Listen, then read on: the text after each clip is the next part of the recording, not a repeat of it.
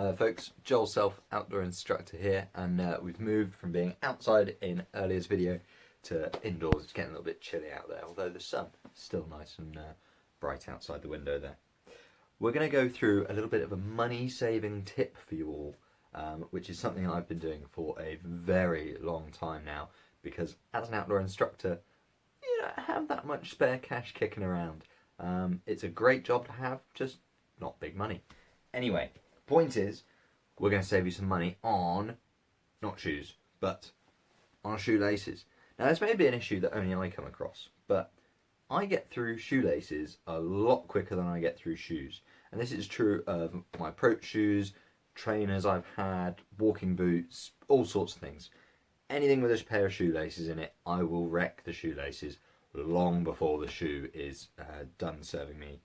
So, as you may notice on these shoes, we've got a pair of original laces in here which are getting a bit tatty, and although they're still fine on this one, I do tend to break shoelaces quite a lot by just pulling them tight through the eyelets, getting my shoes really snugged up, particularly on my climbing shoes and in approach shoes and walking boots.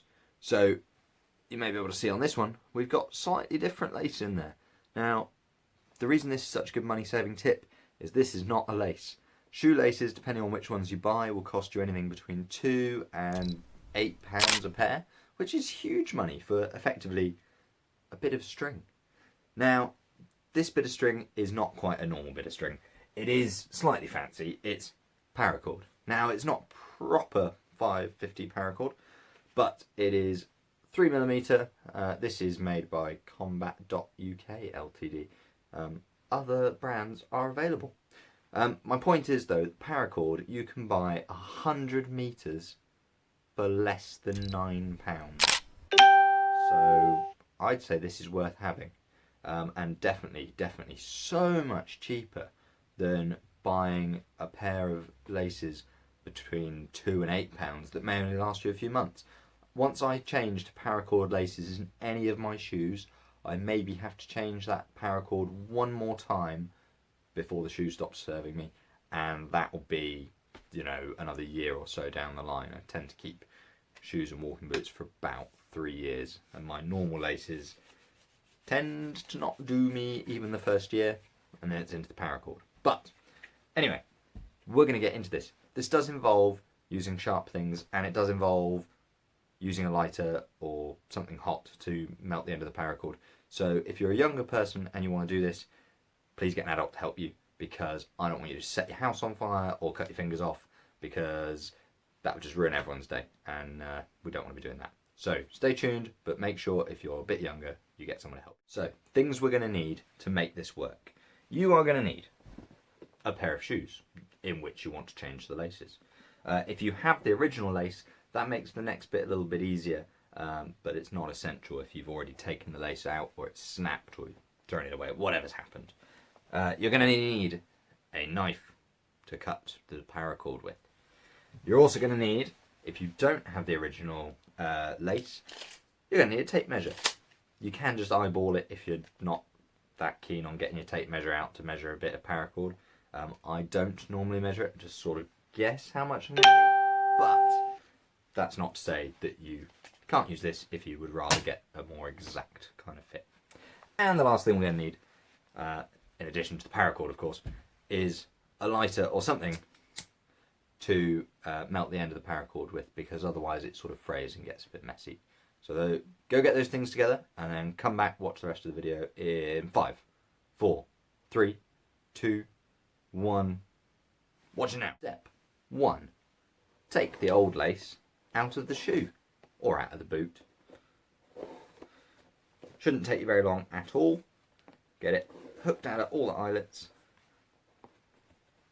and then we can move on. Okay, grab your newly removed lace. If your lace is broken, skip this step and just pay attention to the measuring in a moment. I'm going to put a bit of a chart on the screen that'll help you out. But if you have your lace intact, grab the end of your lace, grab the end of your paracord that's probably on a reel like this, and you're just going to mimic the measurement. So pull it all the way across till you get to the end, and that's where you'll then cut your paracord to length, and you'll know it's going to be the right length because it's the same as the lace that was already in the boot. If you don't know what length you need to cut, you need to count up the amounts of eyelets that you have on your shoe. And that doesn't mean counting 1, 2, 3, 4, 5, like that. We want to just count the line. So I've got one tiny one down here, 2, 3, 4, 5, 6, 7, 8. So that's going to mean I need to use about 54 inches of paracord to tie my new lace. Now I'm going to put a chart up that's a rough guide to help you out if you are maybe trying to thread up some big boots rather than a pair of approach shoes. So now that you've cut your paracord to length, we need to seal the ends. Now one of my ends is already sealed, but one of them is all fraying and nasty. We don't want that because that will just continue to fray once we thread this through our shoe, and it also makes threading it quite difficult. So what we'll need to do, and you may need to do this with both ends of yours, but grab your lighter and we're just going to hold near the end, and careful you don't burn your fingers here. This does get really hot when you're melting it. We're going to light up the lighter and just hold it under the end, and we'll twist the paracord whilst it's over the flame, and then we'll let it cool off a minute. And whilst it's still slightly supple, we just want to squish that in our fingers. And what you're trying to do here is recreate that bit of plastic that you find on the end of your traditional shoelace, and that's so that it's easy to get through those eyelets in your shoe. So you may need to do this a couple of times, but open up that lighter. You're just trying to create that nice long solid strip right at the end of the lace, or at the end of the paracord, so that when it comes to threading it's nice and easy. This is one of those things that even once you think you've got it perfect, you may have to just quickly heat it up again to mould the shape a little bit more. But if you screw it up and it all goes horribly wrong, and you go to thread it through your shoe and you find you've squished it and it's too fat to fit through the eyelet, just cut that tip off and remelt it again.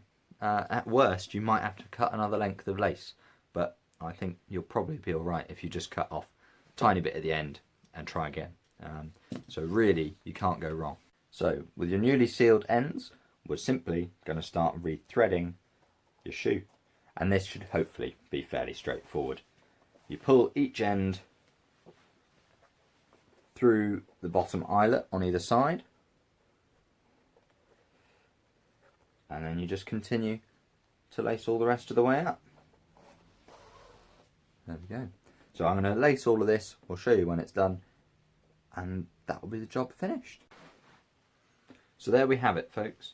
Newly laced shoe. Paracord's going to be super strong, last you a super long time, much longer than these much longer than these old flimsy laces would, certainly in my experience anyway. And you can replace lace after lace after lace in all of your shoes so much cheaper than you could by just buying shoelaces all the time. So I hope that's helpful for you. There's going to be more knot videos, tech tips, etc. coming out on this page, so keep an eye out for those. For now though, see you all, bye bye.